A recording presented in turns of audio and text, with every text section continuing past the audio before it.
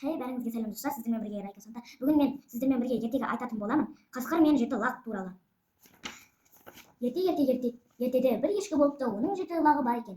Ешкі шөптің шөйгінін жеп, судың тұнығын ішпекке орманға кетеді. Аналары шыға бере лақтары үйшіктің есігін бекітіп алып, ешқайда шықпай отырады екен. Ешкі кешке келгенде есікті қағып жіберіп, былай әндетеді екен: лақтарым, шұнақтарым, есікті аш, қарақтарым, аналарың келіп тұр, сүт әкеліп беріп тұр, сүт саулап тұр, тояғыма тамып тұр, жерге дейін ағып тұр. Лақтар есікті ашып жіберіңдер, аналарын ішке кіргізеді. Ол лақтарын тамақтандырып, тойдырып, тағы да орманға кетеді. Лақтар болса есікті мықтап бекітіп алады. Бірде ешкінің әнін қасқыр естіп қояды. Ешкі кете бергенде үйшіктің есігіне келіп жуан дауыспен әндетеді: лақтарым, шұнақтарым, есікті аш, қарақтарым, аналарың келіп тұр, сүт әкеліп беріп тұр, сүт саулап тұр, тояғыма ағып тұр, жерге дейін ағып тұр. Лақтар оған былай деп жауап береді: естіп тұрмыз. Бұл біздің анамыздың дауысы емес, біздің анамыздың нәзік жіңішке дауыспен айтады. Сен сияқты жуан дауыспен барқырамайды, деп айқайлап кетті. Қасқыр бұған айла ойлап тапты. Ол ұстаға барып даусын жіңішкелеп береді. Қасқыр тағы да үйшікке келіп ботаның арасына жасырынады.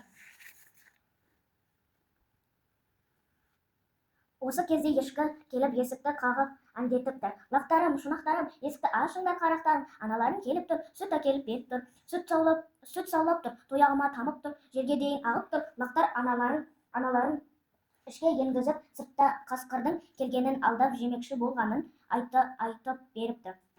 Олардың тамақтандырып, тойдырып болған соң былай деп қатаң ескертіпті: кімде-кім үйшіктің жанына келіп маған ұқсап жуан дауыспен не деп әндетсе де, сендер сенбеңдер, есікті ашпаңдар, ешкімге кіргізбеңдер, деп қатты айтыпты. Ешкі кете салысымен қасқыр үйшіктің алдына жетіп келіп әнге салыпты. Жіңішке үнімен өлең айтады: лақтарым, шұнақтарым, есікті аш, қарақтарым, аналарың келіп тұр, сүт әкеліп беріп тұр, сүт саулап тұр, тояғыма тамып тұр, жерге дейін ағып тұр. Лақтар жіңішке дауысқа алданып, есікті ашып жібергенде қасқыр үйге кіріп келіпті. Лақтарды бір-бірден ұстап алып жеп қойыпты. Тек бір лақ қана пештің ішіне тығылып үлгеріпті. Шақырса да кішкене ешкі үйіне келеді. Қанша әндетсе де, дауыстап шақырса да ешкім жауап бермейді. Қараса, есік ашық, жүгіріп кірсе ешкім жоқ. Сол кезде пештен жасырынған лағы секіріп шығады. Не болғанын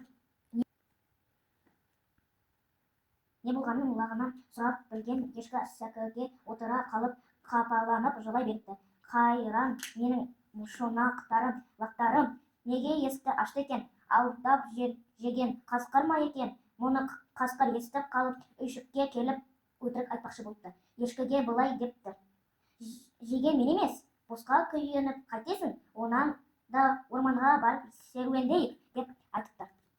Олар орманға барады. Орманда бір терең ор бар екен. Ордың ішінде алау жанып тұр. Ешкі қасқырға айтады: қанеки қасқыр, мына ордан секіріп көрейік, қайт, деді.